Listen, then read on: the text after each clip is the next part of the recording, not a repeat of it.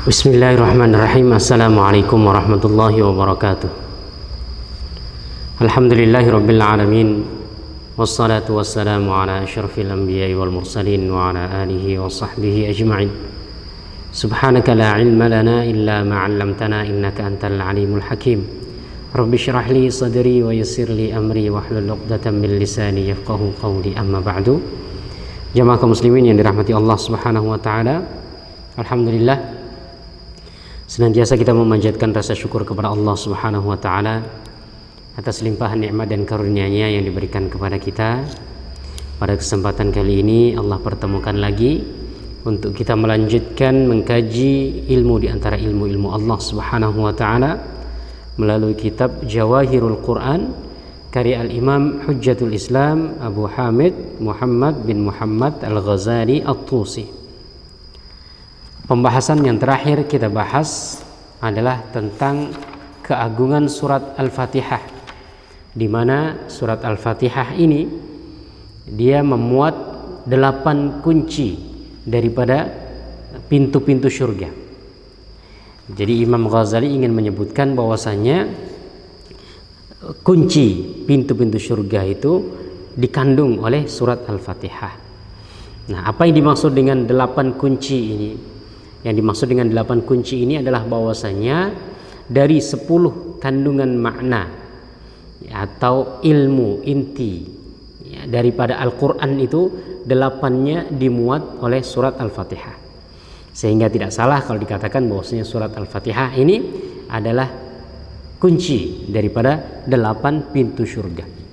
Nah, 8 hal yang dimuat oleh surat Al-Fatihah itu adalah pembahasan tentang ma'rifat zat Allah, kemudian ma'rifat tentang sifat Allah, ma'rifat tentang af'al Allah, kemudian tentang akhirat, tentang siratul mustaqim. Siratul mustaqim ini tazkiyatun nafs, kemudian zikrullah, ya, qad aflaha man tazakka wa dzakara asma rabbih fasalla, yaitu ada tahliyah, ada takhliyah, ada tahliyah, ada tazkiyatun nafs, ya, kemudian tahliyah mengisi dengan sifat-sifat yang baik. Kemudian ada zikru ni'matil awliya, kemudian zikru ghadabil a'da, artinya ghadabullah 'alal a'da, di mana Allah Subhanahu wa taala murka terhadap musuh-musuh Allah. Wa zikrul ma'ad, kemudian pembahasan tentang akhirat. Nah, ini adalah 8, ya, di antara hal yang dimuat oleh surat Al-Fatihah. Kemudian kita juga singgung secara singkat pada kesempatan sebelumnya tentang keagungan dan kemuliaan surat atau ayat Al-Kursi, ayat kursi, di mana Rasulullah SAW dia bersabda, ayatul kursi sayyidatu ayil Quran. Ayat kursi itu adalah pemimpin daripada ayat-ayat Al-Quran. Kenapa ayat kursi yang sedemikian pendek, ya, hanya 1 ayat saja, dia dianggap sebagai pemimpinnya ayat-ayat Al-Quran. Nah, Imam Ghazali ingin menyebutkan kenapa itu, karena yang pertama, inti daripada ilmu-ilmu Al-Quran itu adalah ma'rifat tentang Allah Subhanahu wa ta'ala. Tujuan pokok dari ilmu-ilmu Al-Quran, dari kandungan-kandungan makna yang dimuat oleh Al-Quran itu adalah bagaimana seorang hamba mengetahui Allah Subhanahu wa ta'ala, mengetahui tentang Allah Subhanahu wa ta'ala. Pengetahuan tentang meliputi 3 hal, meliputi zat Allah, kemudian sifat Allah, kemudian af'al Allah. Ini adalah inti dari Allah Subhanahu wa ta'ala menurunkan Al-Quran dengan berbagai macam kandungannya. Nah, maka ilmu-ilmu yang lain itu bertujuan untuk ilmu ini, ilmu tentang pengetahuan tentang Allah Subhanahu wa ta'ala. Nah, jadi ini adalah inti daripada ilmu-ilmu Al-Quran dan tujuan utama daripada ilmu-ilmu Al-Quran. Nah, dalam ayat kursi itu ternyata ayat yang sedemikian pendek itu memuat pengetahuan kita atau menjelaskan kepada kita tentang Allah Subhanahu wa ta'ala, baik tentang sifatnya, zatnya, terutama baik tentang zatnya, kemudian tentang sifatnya atau tentang af'alnya, perbuatan-perbuatan Allah Subhanahu wa ta'ala. Maka ayat kursi ini diawali dengan Allah, tanbihun atau isyaratun ila dzat, dengan maksud supaya menunjukkan kita kepada zat Allah Subhanahu wa taala. Allah, ya kan? Artinya orang yang membaca ingin dipalingkan kepada pengetahuan tentang zat Allah. La ilaha illahu isyaratun ila tauhididz dzat. Setelah mengetahui zat Allah, bahwasanya Allah Subhanahu wa taala adalah Tuhan kita, Allah Subhanahu wa taala tidak beranak, tidak diperanakkan. Allah Subhanahu wa taala dia tempat bergantung. Allah Subhanahu wa taala dia tidak menyerupai apapun. Maka kemudian la ilaha illahu isyaratun ila tauhididz dzat, menunjukkan agar supaya kita mengesahkan zat Allah Subhanahu wa taala. Tiada Tuhan selain Dia. Allah zatnya. Tiada Tuhan selain Dia. Berarti kita menafikan semua bentuk, semua macam ketuhanan, kita nisbahkan hanya kepada Allah Subhanahu wa taala. Tiada Tuhan yang berhak disembah, yang berhak untuk diimani, yang berhak untuk ditujukan ibadah-ibadah kita, yang berhak untuk mengatur kita. Tiada Tuhan yang berhak untuk dijadikan itu tadi kecuali Allah Subhanahu wa taala. Ini yang potongan yang kedua, Allah la ilaha illahu. Kemudian potongan yang ketiga, al-hayyul qayyum, isyaratun ila sifatidz dzat wa jalalihi. Setelah menjelaskan tentang zat Allah, bagaimana supaya kita mengesahkan Allah, kemudian al-hayyul qayyum menyebutkan sifat Allah, bahwa di antara sifat Allah dia maha hidup, kemudian dia maha berdiri sendiri, tidak membutuhkan apapun untuk mengatur alam raya, alam semesta jagat raya ini. Tapi kemudian mungkin ada muncul pertanyaan, lalu kenapa Allah buat malaikat? Yang malaikat itu ditugaskan untuk mencatat amalan manusia. Nanti juga ada hisab, nanti ada sirat, nanti ada mahsyar, dan lain sebagainya dan lain sebagainya. Kalau Allah bisa melakukannya sendiri, tidak membutuhkan apapun, kenapa Allah menggunakan malaikat untuk mencatat amalan-amalan manusia? Nah, ini mungkin pertanyaan akan muncul.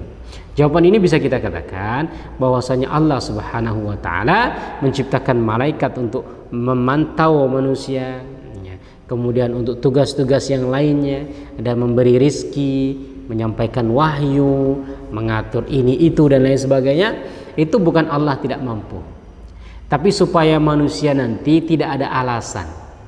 Karena malaikat nanti yang akan menjadi saksi bahwasanya ini loh si fulan telah melakukan ini, catatannya ini, aku yang nulis ya Allah.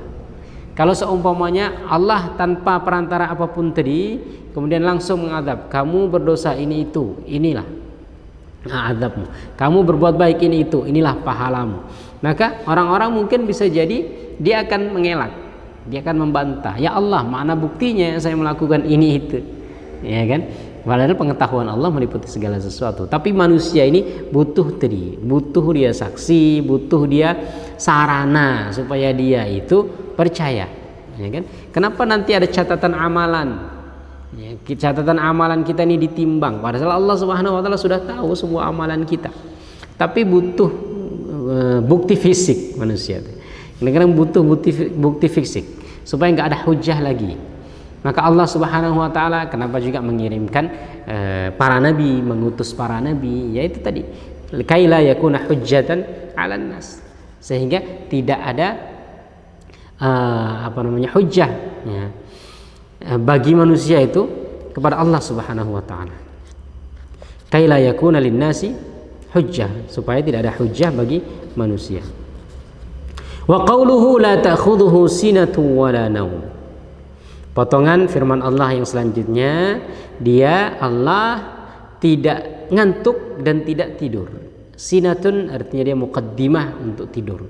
Tidur ini berarti ya sudah tidur seperti itu ya, tidur nyenyak begitu. Nah, muqaddimah tidur itu disebut sinah. Bisa berarti ngantuk, karena ngantuk ini juga muqaddimah dari tidur, atau tidur yang masih ada perasaan sadar-sadar begitu. Itu sinah. Artinya Allah Subhanahu wa taala ngantuk saja tidak. Tidur tidur mata ayam itu saja tidak begitu. Apalagi tidur yang nyenyak. Allah Subhanahu wa taala selalu dalam kesibukan mengatur jagat alam raya ini. Tanzihun wa taqdisun lahu amma yastahilu alaihi min awsafil hawadith. Ini adalah pensucian bagi Allah Subhanahu wa taala, sifat yang tidak layak bagi Allah. Nah, maka dikatakan la ta'khudhuhu sinatun wala naum. Setelah menetapkan sifat-sifat yang layak yang harus dimiliki oleh Allah Subhanahu wa taala, maka kemudian potongan selanjutnya menjelaskan sifat-sifat yang tidak boleh dimiliki oleh seorang, oleh zat yang kita tuhankan.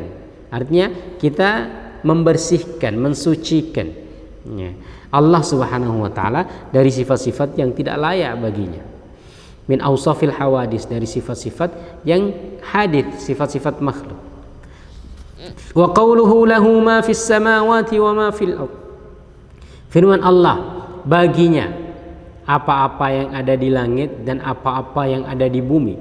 Isyaratun ila kulliha, menunjukkan kepada semua, artinya semua yang ada di langit, semua yang ada di bumi, dan yang ada di antara langit dan bumi.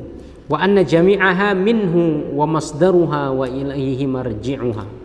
Dan bahwasanya semua tadi yang ada di langit, yang ada di bumi, yang ada di antara keduanya, semuanya adalah milik Allah Subhanahu wa taala. Semuanya di bawah kekuasaan Allah Subhanahu wa taala, dan Allah adalah sumber dari segala sesuatu. Allah lah yang menciptakan alam semesta ini. Nah, ini di antara kandungan dari surat di antara kandungan dari ayat kursi. Wa qawluhu man dzal ladzi yashfa'u 'indahu illa bi idznih. Kemudian firman Allah lanjutannya, tidak ada orang yang bisa memberi syafaat di sisinya kecuali atas izin Allah Subhanahu wa taala. Tidak ada apapun, manusia maupun selain manusia, yang bisa memberikan pertolongan nanti kepada manusia di hari kiamat kecuali semua atas izin Allah Subhanahu wa taala. Maka dikatakan dalam salah satu ayat dalam Al-Qur'an, nanti ditanya kepada manusia, limanil mulkul yaum lillahil wahidil qahhar. Punya siapa kekuasaan pada hari ini, pada hari kiamat nanti, di akhirat nanti? Manusia semua akan mengatakan lillahil wahidil qahhar. Semua itu adalah punya Allah Subhanahu wa taala yang maha perkasa, yang maha menaklukkan. Di dunia terserah, ya, ada yang jadi raja, ada perdana menteri, ada yang menjadi sultan, ada yang jadi presiden, ada yang jadi ini, ada yang jadi itu, seakan-akan mereka ini berkuasa. Itu adalah semuanya dari Allah Subhanahu wa taala, hanya titipan. Allah hanya memberikan sedikit saja. Tetapi nanti di akhirat, maka tidak ada lagi orang yang memiliki kekuasaan selain Allah Subhanahu wa taala. Sehingga ditanya kepada raja-raja yang dulu kamu menjadi raja, memiliki kekuasaan, dapat mengatur ini itu. Kamu presiden yang dulu di dunia, kamu mengatur ini itu, bisa berbuat ini itu, merasa memiliki suatu kekuasaan. Kamu yang jadi sultan, kamu yang jadi perdana menteri, kamu yang jadi ini itu semuanya. Dan ditanya oleh Allah, limanil mulkul yaum. Punya siapa kekuasaan di hari ini, di akhirat nanti? Mereka semua sepakat mengatakan lillahil wahidil qahhar. Kekuasaan itu hanya punya Allah yang maha satu, yang maha menaklukkan. Nah, tidak ada yang berhak untuk memberikan syafaat kecuali atas izin Allah Subhanahu wa taala. Dan yang memberi syafaat nanti banyak. Rasulullah sallallahu alaihi wasallam akan memberikan syafaat yang disebut dengan asy-syafa'atul 'uzma, syafaat yang besar. Siapa yang dalam hatinya ada ucapan la ilaha illallah, insyaallah ada potensi kemungkinan untuk dia mendapatkan syafaat Nabi sallallahu alaihi wasallam. Tapi syafaat Nabi tidak lain adalah karena izin Allah Subhanahu wa taala. Nanti Al-Qur'an juga akan memberikan syafaat. Iqra'ul Qur'ana fa innahu ya'ti yaumal qiyamati syafi'an li ashabihi. Bacalah Al-Qur'an karena Al-Qur'an akan menjadi syafi', menjadi pemberi syafaat nanti di hari kiamat bagi orang-orang yang membacanya. Kemudian puasa juga bisa memberi syafaat. Dalam satu hadis disebutkan, sesungguhnya puasa dan Al-Qur'an akan memberikan syafaat bagi orang yang melakukannya, yang melakukan puasa dan yang membaca Al-Qur'an. Puasa bagi orang yang berpuasa, nanti di akhirat Allah jadikan dia puasa itu seperti makhluk, sehingga bisa berbicara dan mengatakan, ya Allah, orang ini sudah menahan diri dari makan minum dan menahan diri dari nafsu biologisnya, maka ya Allah jadikanlah aku sebagai pemberi syafaat. Artinya berilah Allah, ya Allah, syafaat melalui perantaraku, perantara puasa. Kemudian Al-Quran juga begitu. Al-Quran akan memberi syafaat bagi orang yang membacanya. Al-Quran akan mengatakan, ya Allah, orang ini rela menahan diri dari tidur. Orang ini rela tidak tidur, bangun di malam hari, bersusah payah untuk membacaku. Maka berikanlah syafaat di hari ini melalui perantaraku. Dan lain sebagainya. Kawan yang memberikan syafaat. Orang-orang saleh, orang-orang yang dekat dengan Allah Subhanahu wa taala, para ulama. Maka kita harus banyak berkawan dengan orang-orang yang saleh, yang semoga nanti kalau kita seumpamanya naudzubillah ya ditakdirkan untuk masuk neraka, bisa Allah Subhanahu wa taala selamatkan dengan syafaat dari orang-orang yang saleh ya. Orang yang jihad gugur di jalan Allah Subhanahu wa taala, dia punya peluang untuk memberikan 40 syafaat bagi anggota keluarganya dan lain sebagainya dan lain sebagainya. Banyak ya hal-hal yang bisa memberi syafaat pada seseorang nanti di hari kiamat.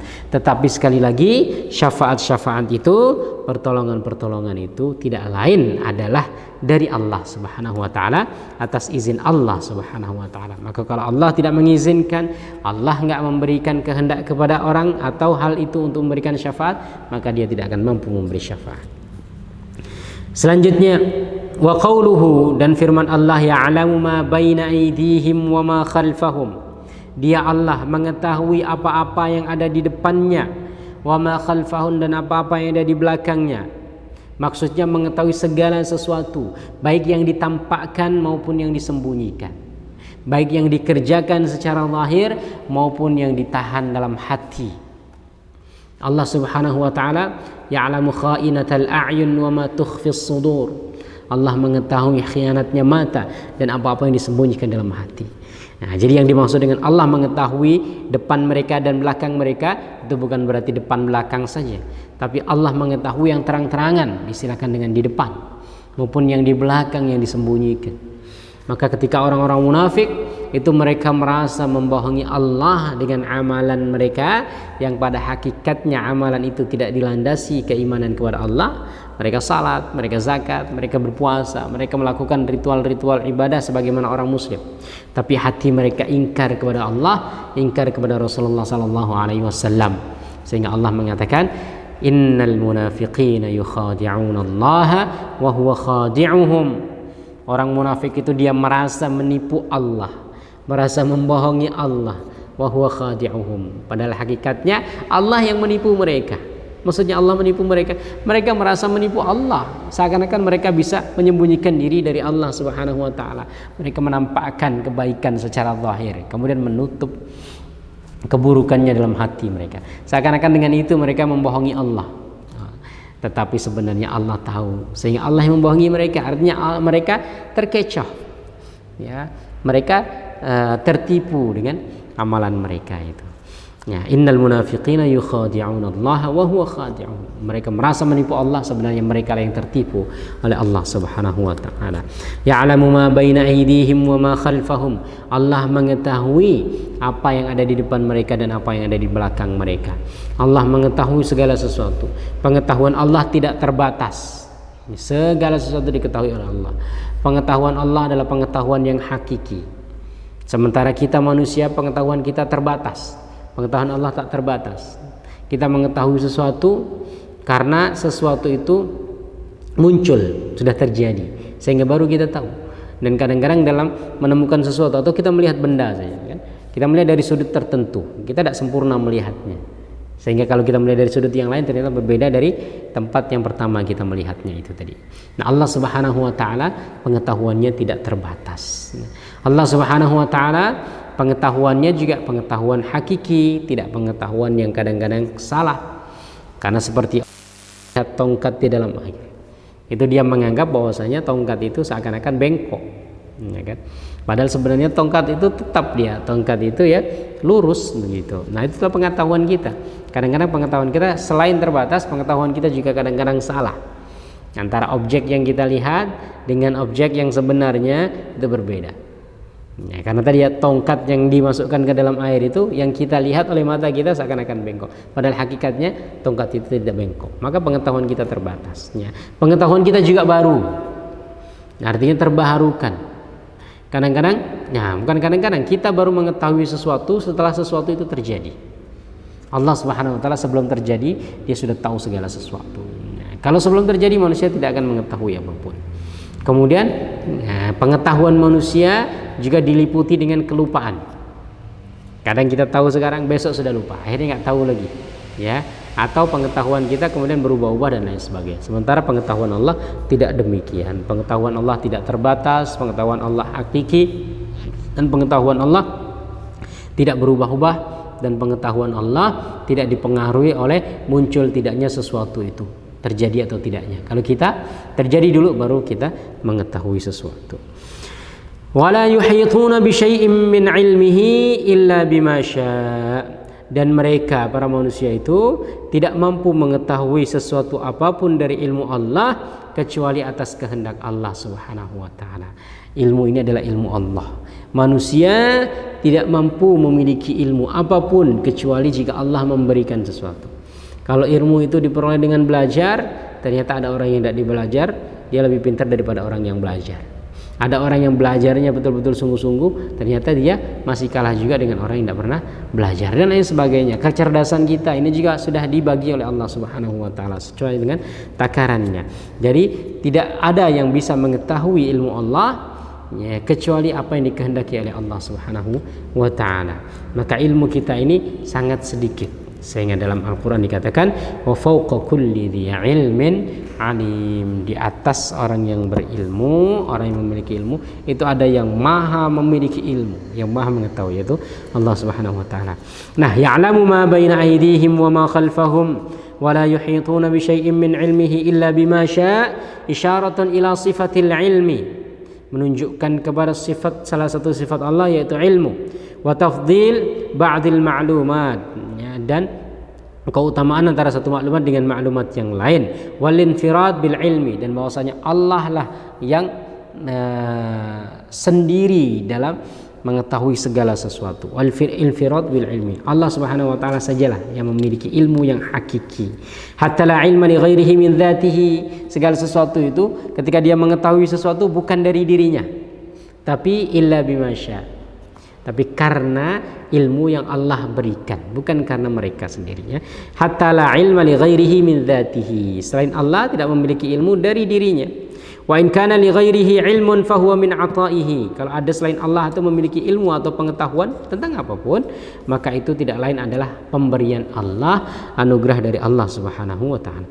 Wa ala qadari iradatihi wa masyiatihi, dan juga tergantung dengan iradat Allah dan kehendak Allah Subhanahu wa taala. Wa qawluhu wasi'a kursiyyuhu as-samawati wal ard, firman Allah, kursinya ya, meliputi langit dan bumi. Artinya luasnya kursi Allah Subhanahu wa taala itu adalah meliputi langit dan bumi, lebih luas daripada langit dan bumi. Isyaratun ila 'azamati mulkihi wa kamali qudratihi. Kursi Allah Subhanahu wa taala itu adalah makhluk yang sangat besar, melebihi bumi, melebihi langit dan bumi. Maka ketika Allah mampu menguasai kursi, makhluk kursi ini lebih kecil dari kursi sudah tunduk kepada Allah. Maka ketika Allah menyebutkan wasi'a kursiyyuhus samawati wal ard, bahwasanya kursinya Allah Subhanahu wa taala, itu maksudnya pengetahuan Allah, kekuasaan Allah Subhanahu wa taala itu menguasai langit dan bumi. Ya, isyaratun ila 'azamati mulkihi wa kamali qudratihi, menunjukkan kebesaran kekuasaan Allah dan kesempurnaan kekuasaan Allah. Wa fihi sirrun la yahtamilul halu kashfahu, dan di sini terdapat suatu rahasia yang keadaan tidak bisa mengungkapnya. Fa inna ma'rifatal kursi wa ma'rifata sifatihi wa ittisa'is samawati wal ard ma'rifatun syarifatun ghamidah. Pengetahuan tentang kursi, tentang sifat-sifat Allah, kemudian tentang bagaimana kursi itu luasnya melebihi luas langit dan bumi, itu adalah pengetahuan yang mulia, tetapi pengetahuan yang kabur, pengetahuan yang tidak bisa diketahui oleh manusia di dunia ini secara jelas. Wa yartabitu biha 'ulumun katsira, dan dia terikat dengan banyak ilmu-ilmu yang lain. Wa qawluhu wa la ya'uduhu hifdhuhuma, firman Allah, dan Allah tidak merasa berat dalam menjaga keduanya, dalam menjaga langit dan bumi, tidak merasa berat sama sekali. Ya, tidak merasakan beban sama sekali. Wala ya'uduhu hifdhuhuma, walaupun bumi sedemikian besar, langit sedemikian besar, bahkan kursi Allah Subhanahu wa taala lebih besar daripada langit dan bumi. Nanti arsy Allah Subhanahu wa taala juga sebagai makhluk yang paling besar. Semua itu tunduk di bawah kekuasaan Allah Subhanahu wa taala, dan Allah tidak pernah merasa capek, tidak pernah merasa berat, tidak merasa terbebani dengan mengatur semua itu. Isyaratun ila sifatil qudrati wa kamaliha. Ayat ini wala ya'uduhu hifdhuhuma, penjelasan tentang sifat kudratnya Allah dan juga kesempurnaan qadrat atau kuasa Allah Subhanahu wa taala. Wa tanzihihi ma'anid dha'fi wan nuqsan, kemudian membersihkan Allah Subhanahu wa taala dari sifat lemah dan sifat penuh dengan kekurangan. Wa qawluhu wa huwal 'aliyyul 'azim, kemudian firman Allah dalam potongan yang terakhir dari ayat kursi ini, wa huwal 'aliyyul 'azim, dan dia yang maha tinggi lagi maha agung. Isyaratun ila aslaini 'azimaini fis sifat. Ayat ini menunjukkan dua pokok penting dalam masalah sifat. Wa syarhu hadaini al-wasfaini yatul. Kalau mau dijelaskan dua sifat ini maka panjang penjelasannya. Wa qad syarahna minhuma ma yahtamilu syarh fi kitabil maqsidil asna fi asma'illahil husna fatlubhu minhum. Kalau ingin mendapatkan penjelasan tentang sifat-sifat Allah Subhanahu wa taala, maka silakan rujuk buku kami, kata Imam Ghazali. Imam Ghazali punya satu buku tentang sifat dan asma Allah Subhanahu wa taala yang berjudul Al-Maqsidil Asna fi Asma'illahil Husna. Wal ana idza ta'ammalta jumlata hadhil ma'ani, dan apabila kamu memikirkan, merenungkan, menghayati betul-betul makna-makna yang terkandung dalam ayat ini, thumma talawta jami'a ayatil Qur'an lam tajid jumlata hadhil ma'ani min at-tauhid wat taqdis. Kalau kamu mencoba untuk mengkaji ayat kursi ini, mengungkap makna, kandungan maknanya, kemudian kamu cari di ayat-ayat yang lain dalam Al-Quran, kamu tidak akan pernah menemukan ayat yang memuat sedemikian rupa zat, sifat dan af'al Allah Subhanahu wa taala secara sempurna selain daripada ayat kursi. Artinya nggak ada ayat lain di dalam Al-Quran yang sesempurna ayat kursi dalam penyebutan atau dalam isyarat-isyarat atau ma'rifat, pengetahuan tentang zat Allah, sifat Allah, kemudian af'al Allah Subhanahu wa taala. Ya. Jadi wal an idza ta'ammal jumlata hadhil ma'ani thumma talawta jami'a ayatil Qur'an, kemudian kamu membaca semua ayat Al-Qur'an, lam tajid jumlata hadhil ma'ani fit tauhid wat taqdis wa syarh sifatil ula majmu'atan fi ayatin wahidatin minha. Maka kamu tidak akan menemukan makna tauhid, makna taqdis, pembersihan Allah dari sifat-sifat yang tidak layak baginya. Kemudian penjelasan tentang sifat yang maha tinggi, tidak mungkin kamu mendapatkan tiga hal ini tercakup dengan sempurna ayat yang lain dari Al-Quran. Fa inna syahidallahu annahu la ilaha illahu wal malaikatu wa ulul ilmi qa'iman bil qist la ilaha illahu wal azizul hakim. Itu hanya memuat masalah tauhidnya saja. Kan syahidallahu annahu la ilaha illahu, ya. Jadi tentang la ilaha illallah saja, tidak menyebutkan tentang yang lain, hanya menyebutkan tentang masalah tauhid. Wa qul huwallahu ahad laisa fihi illa tauhid wat taqdis. Sementara kalau kamu membaca ayat yang lain, qul huwallahu ahad, ayat ini hanya menjelaskan tentang tauhid dan takdis, tapi tidak menyebutkan tentang syarhus sifat, tentang penjelasan sifat, ya kan? Qul huwallahu ahad. Wa qul lillahumma malikal mulki laisa fihi illa al-af'al wa kamalil qudrah. Sementara firman Allah yang lain ada satu ayat mengatakan qulillahumma malikal mulki tu'til mulka man tasha wa tanzi'ul mulka mimman tasha wa tu'izzu man tasha wa tudhillu man tasha biyadikal khair innaka 'ala kulli syai'in qadir. Kata Imam Ghazali, ayat ini yang dimuat cuma dua, yaitu tentang af'al, kemudian tentang kesempurnaan kudrahnya Allah Subhanahu wa taala, tapi tidak mencakup tentang tauhid, tidak mencakup tentang takdis, gitu. Wal Fatihah fiha rumuzun ila hadhihi sifat min ghairi syarhin. Sementara kalau kita baca Al-Fatihah, memang ayat-ayat tertentu dari Al-Fatihah ini memuat tentang af'al, zat, kemudian sifat, kemudian af'al. Tetapi muatannya ini tidak terlalu dijelaskan secara baik, secara lebih detail gitu. Wahia masyruhatun fi ayatil kursi, dan seakan-akan justru dia diterangkan, dijelaskan oleh ayat kursi. Jadi dalam Al-Fatihah terlalu singkat, maka penjelasannya itu seakan-akan dalam ayat kursi. Walladzi yaqrubu minha fi jami'il ma'ani akhirul hasyri, yang mungkin mendekati kandungan makna dari apa yang dimuat oleh ayat kursi ini. Ayat yang lain yang mungkin mendekati kandungan makna seperti yang dimuat oleh ayat kursi itu adalah akhir surat Al-Hasyr, ya. Dalam surat Al-Hasyr itu dikatakan Allahu la ilaha illahu Al-Malikul Quddusus Salamul Mu'minul Muhaiminul Azizul Jabbarul Mutakabbir Subhanallahi amma yusyrikun Wallahul Khaliqul Bari'ul Musawwiru lahul asmaul husna, dan lain sebagainya. Nah, wa awalul hadid, dan juga awal-awal surat Al-Hadid, Sabbaha lillahi ma fis samawati wa ma fil ardi wa huwal azizul hakim lahu mulkus samawati wal ard yuhyi wa yumiitu wa huwa ala kulli syai'in qadir wal awwalu wal akhiru wal zahiru wal batinu wa huwa bikulli syai'in alim huwa alladhi khalaqas samawati wal arda fi 6 ayyam thumma istawa 'alal 'arsy ya'lamu ma yaliju fil ardi wa ma yakhruju minha wa ma yanzilu minas sama'i wa ma ya'ruju minha wa huwa ma'akum aina ma kuntum wallahu bima ta'maluna basir lahu mulkus samawati wal arda ila Allahi turja'ul umur yulijul laila fin nahar wa yulijun nahara fil lail wa huwa alimun bidzatis sudur. Ini diantara ayat yang memuat tentang sifat-sifat Allah Subhanahu wa taala, tentang ma'rifat zat Allah Subhanahu wa taala, yang hampir menyerupai kandungan yang dikandung oleh ayat kursi, ya. Tetapi Imam Ghazali ingin menyebutkan tetap ayat kursi ini yang paling utama, kandungan maknanya yang paling komprehensif, paling sempurna. Kenapa? Idishtamala ala asma'in wa sifatin katsirah lakinnaha ayatun la ayatan wahidah.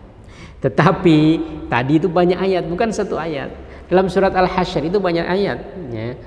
Wallahu alladzi la ilaha illahu Al-Malikul Quddusus Salamul Mu'minul Muhaiminul Azizul Jabbarul Mutakabbir Subhanallahi amma yusyrikun Wallahul Khaliqul Bari'ul Musawwiru. Itu kan beberapa ayat, bukan satu ayat saja. Kemudian dalam surat Al-Hadid tadi, Sabbaha lillahi ma fis samawati wa ma fil ardi wa huwal azizul hakim lahu mulkus samawati wal ard yuhyi wa yumiitu wa ala kulli syai'in qadir. Itu sudah 2 ayat.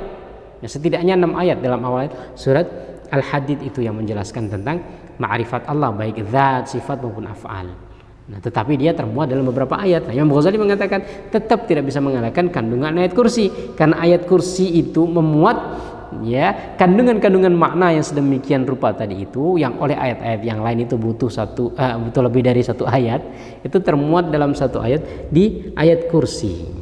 Wa hadhihi ayatul kursi ayatun wahidah. Ayat kursi ini cuma 1 ayat, gitu. Tapi muatannya dia bisa menandingi muatan ayat-ayat, beberapa ayat-ayat dalam tempat-tempat yang lainnya. Idz qabaltaha bi ihda tilkal ayat wajadtaha ajma'al maqasid. Maka ketika kamu membandingkan antara ayat kursi dengan ayat-ayat yang lainnya, ayat kursi ini lebih komprehensif. Falidzalika tastahiqqus siyadata 'alal ay. Karena itu ayat kursi ini maka dia layak untuk menjadi pemimpin ayat-ayat dalam Al-Qur'an, ya kan? Kenapa? Karena tadi, ya, dia 1 ayat dan kandungan maknanya, ya, yang dicakup itu, ya, tidak ada yang menandingi dalam ayat-ayat yang lain. Kalaupun ada yang hampir sebanding, itu ternyata disebutkan dalam banyak ayat, bukan 1 ayat. Sementara ayat kursi cuma 1 ayat. Wa qala sallallahu alaihi wasallam hiya sayyidatul ayat. Karena itulah Rasulullah sallallahu alaihi wasallam mengatakan ayat kursi itu adalah pemimpin ayat-ayat Al-Qur'an. Kaifala wa fihal hayyul qayyum. Bagaimana tidak? Di dalam ayat kursi ini ada sifat Allah Subhanahu wa taala yang disebutkan Al-Hayyul Qayyum wa huwal ismul a'zam. Dan bagi Imam Ghazali, ismul a'zam, isim Allah yang paling agung, ya, nama Allah yang paling mulia, paling utama itu adalah Al-Hayyul Qayyum.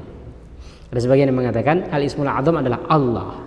Allah itulah nama yang paling agung. Nah, tapi Imam Ghazali menyebutkan bahwasanya al-ismul a'zam itu adalah sifat Allah Al-Hayyul Qayyum, yang maha hidup dan maha berdiri sendiri, tidak membutuhkan apapun. Nah, wa tahtahu sirrun, dan di bawahnya, di bawah dari isim yang agung ini itu ada rahasia-rahasia. Wa yashhadu lahu wurudul khabari bi anna al-ismal a'zam fi ayatil kursi. Karena itu ada sebagian riwayat yang mengatakan bahwasanya isim a'zam ini ada dalam ayat awali Ali Imran dan juga di awal Ali Imran. Nah, ayat kursi ini berarti Al-Hayyul Qayyum tadi itu. Di awal surat Al-Imran, Alif Lam Mim, Allahu la ilaha illa huwal hayyul qayyum nazzala 'alaikal kitab. Allahu la ilaha illa huwal hayyul qayyum. Ada ya, itu dalam surat Ali Imran awal-awal ayat yang kedua. Kemudian qaulihi wa 'anatil wujuhu lil hayyil qayyum. Ya, dan wajah-wajah itu tunduk. Ya, mereka semuanya tunduk, pasrah, patuh kepada yang Maha Hidup dan Maha mengatur diri sendiri dan mengatur tanpa membutuhkan yang lainnya. Nah, di sini ya di antara rahasia kenapa ayat kursi yang hanya satu ayat itu menjadi pemimpin daripada ayat-ayat Al-Quran yang lainnya. Pertama, dengan kandungan makna yang dimuat. Karena ayat kursi ini mengandung ilmu tentang zat Allah, tentang sifat Allah, tentang af'al Allah, yang mana ilmu dari tiga ini adalah sebaik-baik ilmu Al-Quran, tujuan utama daripada ilmu Al-Quran dan juga ilmu-ilmu yang lainnya. Kemudian alasan yang kedua, kenapa Al-Fatihah itu kenapa ayat kursi itu menjadi pemimpin ayat-ayat yang lain? Karena di sini menyebutkan selain tentang sifat Allah juga tentang tauhid, pensucian kepada Allah dari hal-hal yang tidak layak, kemudian tentang penjelasan daripada sifat Allah. Yang ketiga, kandungan ini tidak dimuat oleh ayat-ayat yang lain. Ayat-ayat yang lain memuat satu atau dua saja. Untuk memuat secara keseluruhan tiga hal ini, kata Imam Ghazali, hanya ada di dalam ayat kursi, yaitu tentang tauhid, kemudian taqdis, kemudian syarhus sifat.